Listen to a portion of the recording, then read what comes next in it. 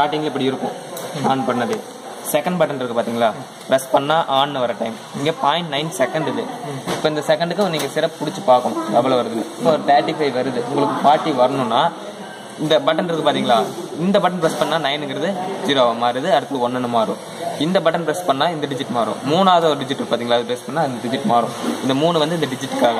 இப்போ நம்மளுக்கு வந்து 0.9ல் வந்துச்சா செட் பண்ணிக்கோங்க. இப்படி தான் செட் பண்ணுறது. ப்ரெஸ் பண்ணிட்டு இருந்தீங்கன்னா இன்க்ரீஸ் ஆகுது, டிக்ரீஸ் ஆகும்.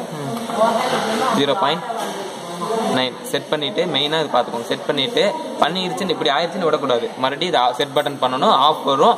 மறுபடியும் இது ப்ரெஸ் பண்ணி இப்படி வந்தால் தான் விடணும். மறுபடியும் 2 டைம் ப்ரெஸ் பண்ணி விட்டீங்க, இப்போ செட் ஆயிடுச்சு.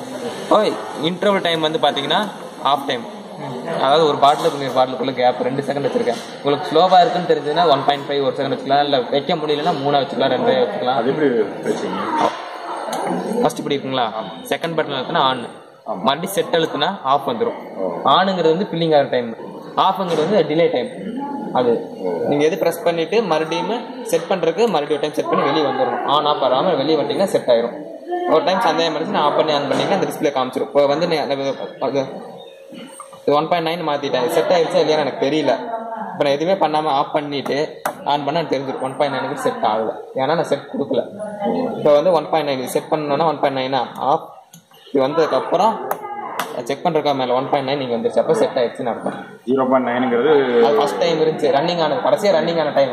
இந்த மேலே வர்றது ரன்னிங் டைம். ஆன் பண்ணனா பாருங்க, அது ரன்னிங் டைம். ரன்னிங் டைம் தெரியுதா, ரன்னிங் டைம். 1.9ங்கிறது கேப். இது 1.9 இப்போ நான் வச்சிருக்கேன், அதை நான் மாற்றிடுறேன் 0.9. புரிஞ்சதுங்களா? புரியுது சார்.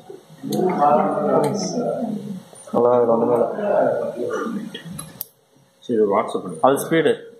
ஸ்பீடு அதாவது உங்களுக்கு 40 ml 41 42 வருது.